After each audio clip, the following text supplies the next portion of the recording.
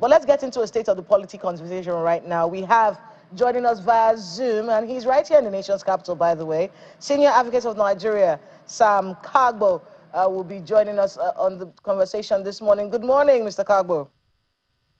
Good morning for having me this morning. All right, so let's start off with one of the biggest stories, right? And it's got to do with this consensus arrangements by the All Progressives Congress. And we're seeing it in different areas in the country, issues around the consensus agreements. So we've heard people who are leaders of the APC tell us how, oh, look, we have agreed, they have signed that this is what they're going to do. But we still see many people from the All Progressives Congress upset that they're not being given an opportunity to be heard. Listen, I want to vie for political office. Don't tell me. Let's do direct primaries. Let's do it. Let's, squabble and win and see who's the best person, for the job. What do you make of the issues that are coming up with this consensus arrangement of the APC? Well, I would talk on that in layers. With the presidency, that is the most realistic thing to do, because any other person wanting to vie for the candidacy of the APC for the presidency will just be an electional individual. But in the case of the other layers, I would think that much earlier than this, you see the influx of governors and some other political office holders into the APC. And I would also think that part of the negotiation and arrangement for that influx is that they will be able to retain their offices. And in that wise, I would think that the party is just fulfilling its own promises to the individuals. And I would also think that many other people would know, especially for governors, the office of the governors, it's difficult for you to come from the outside and expect that the party would give you the ticket.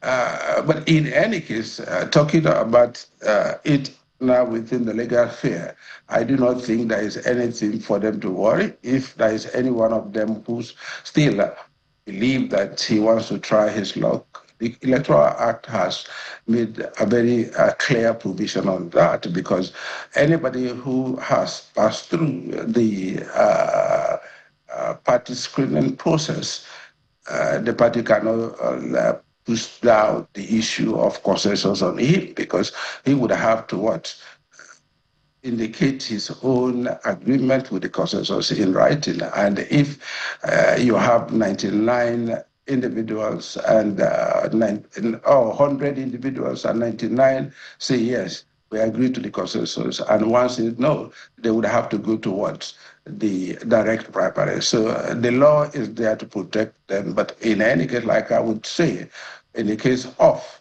the APC, much of the viable option would be that of the consensus, because direct primary is very fractious and very expensive. I mean, one of the issues coming up, and I do get your angle on this, but one of the issues coming up is the fact that, well, this may be a precursor to an implosion in the All Progressives Congress. Remember when everyone was decamping, everyone was joining the All Progressives Congress. The question at the time was, will the party be able to handle all the political aspirations of these political players? Many of them, and this has been the thought process since, many people joined the All Progressives Congress just because they're trying to forward their political agenda. Their political parties were not going to be able to give them the opportunity to do that, so they joined the ruling party. And at the time, we asked the ruling party, look, there's a lot of political agendas. Can you handle it? Is this a precursor to the implosion that everyone has been talking about that would happen eventually in the All Progressives Congress? That's a reality, but I also would fall back to what the law has done to manage that. Specifically, the Electoral Act has prohibited what do you call this now, membership of an individual in more than one political party. And by the time they finish the primary, the option of joining other political party would have been short. So I would have I would think that the party by itself, because it's actually the party to be defeated, they would not sit back and allow that implosion. But in politics, the mathematics is different. Anything can happen. Like any small mistake can be catastrophic. And we're hopeful that the party knows what it's doing and it will be able to manage itself from within. Being able to manage its drama from within. They have set the dates for primaries in the different categories, and of course we'll be following up on all of them as they unfold. Let's move on to another big topic when it comes to the 2027 general elections, the calls for former President Goodluck Ebele Jonathan to join that race. I actually saw something about that case coming up in court, and I want to be able to get that particular yeah, so the proceedings were adjourned. There was a suit before Justice Peter Lifu of the Federal High Court. The proceedings in the suit challenging the eligibility of former President Goodluck Ebele Jonathan to contest it. And we also see that the former president is challenging the lawyer's suit seeking his disqualification. But, you know, many people have said if Goodluck Ebele Jonathan joins this race, then we have an actual race to look forward to. What do you make of the calls for him to join? Should he, in your view? There are people that says, look, you're another statesman right now. Don't sully your image. Don't get involved in this, you know. But should he? I won't be able to answer that question for him, but if you ask me, let me start from the conclusion. If he takes on the candidacy of any of the political parties, obviously he'll be playing APC's game because he's just going to divide the opposition votes. And I'm happy that you started with the court case because unlike all the other candidates or would-be candidate or, let me put it, aspirants, Jonathan's case goes beyond political considerations or issues. There is also the constitutional issues as to whether or not he is qualified. The Constitution has made a provision clearly that if you had actually previously enjoyed the office of the presidency as a deputy and you acceded to the presidency and ruled for more than 2 years, then you are not qualified. I think what that section is trying to do is to concretize the fact that the Constitution as it is anticipates 8 years and not more than 8 years. And in any case, you could do less, but not more than 8 years. But like I had said on this program, I would think that that's a very dicey situation. Somebody told me that don't bother. If he wins, obviously he'll be qualified. And if he fails, he will not be qualified. But I don't want to be disrespectful to the judiciary to go that route. But if you ask me, actually, let him enjoy his retirement. Let him enjoy the international respectability that he garnered from the decision he made when he lost the election. I would think that, like his wife had said, that office is too combustive, volatile, and demanding. Let him enjoy his retirement.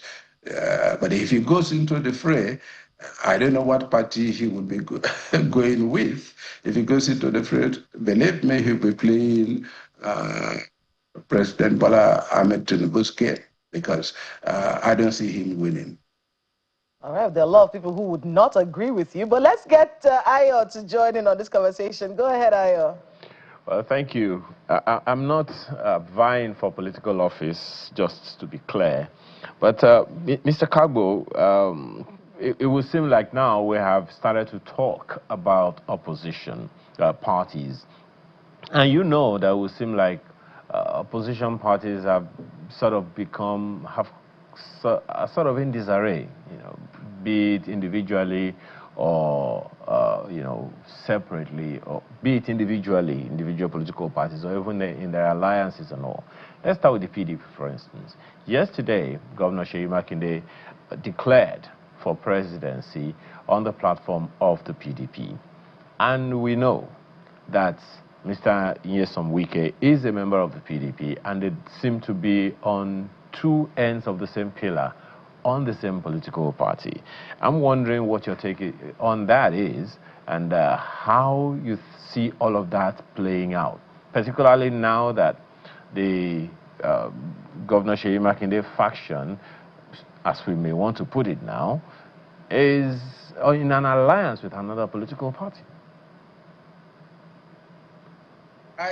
With respect to Seyi Makinde, I do not think that he is actually serious about that disposition because it's politically unviable. Perceptionally, the question he would ask is, what structures does he have beyond Oyo State?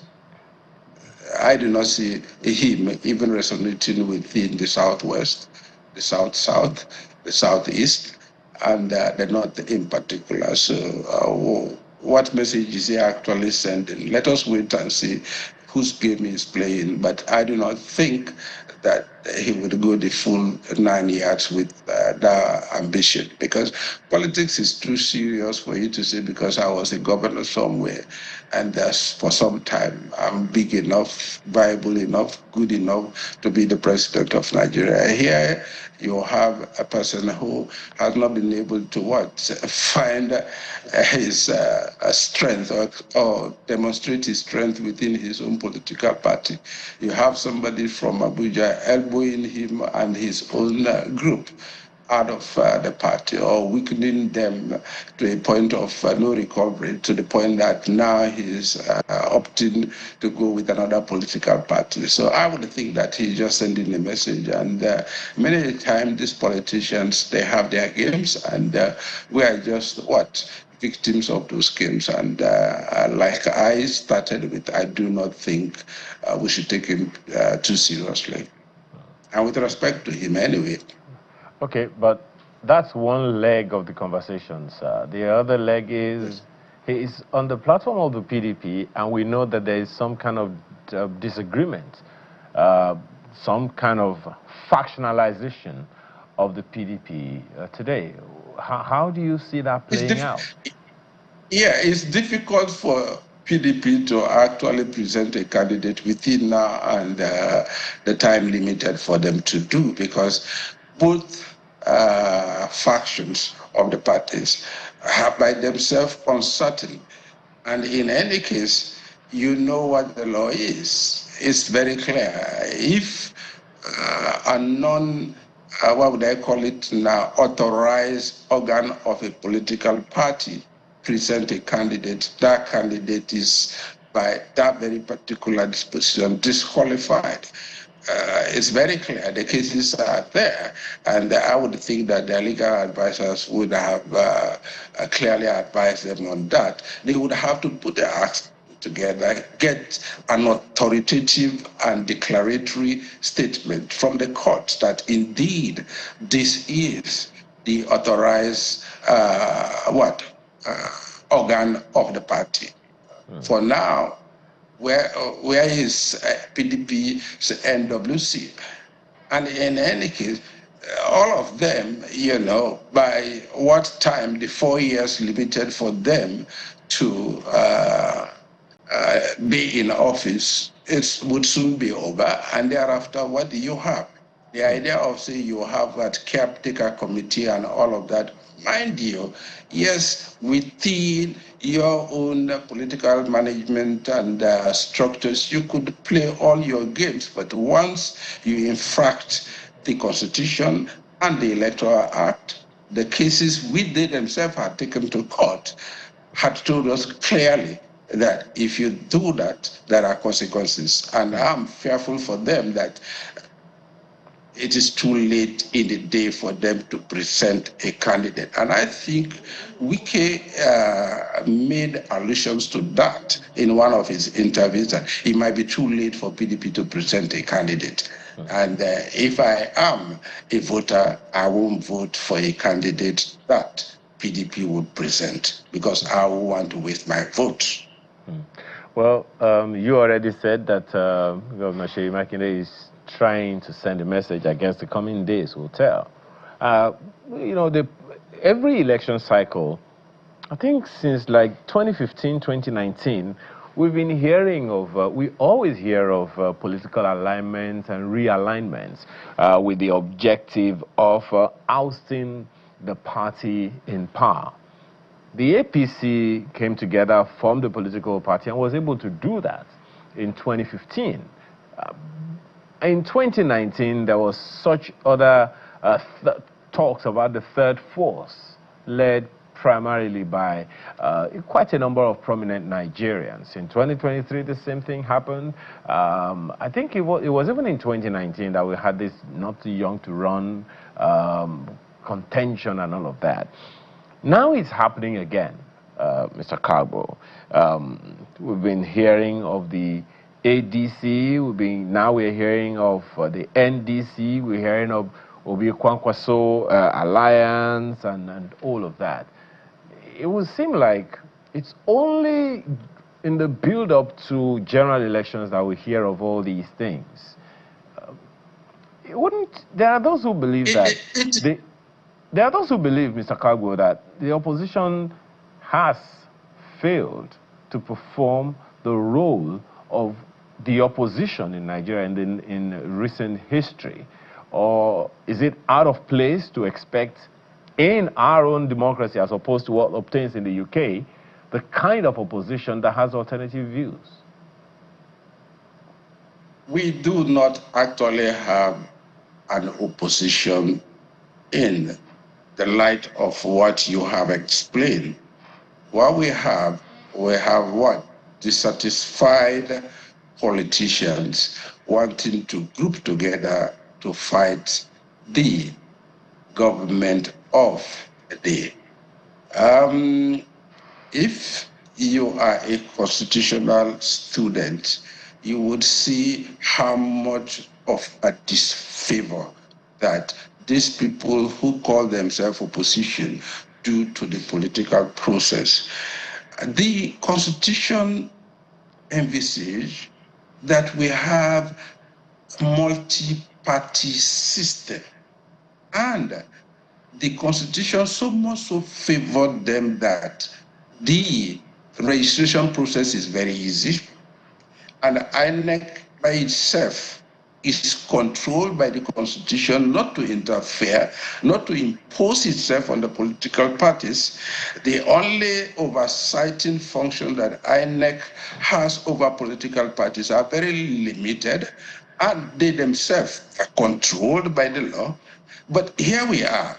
We do not have viable political parties, which are the only constitutional vehicles through which you could play the role of the opposition. You can't play the role of the opposition outside a political party. Because what?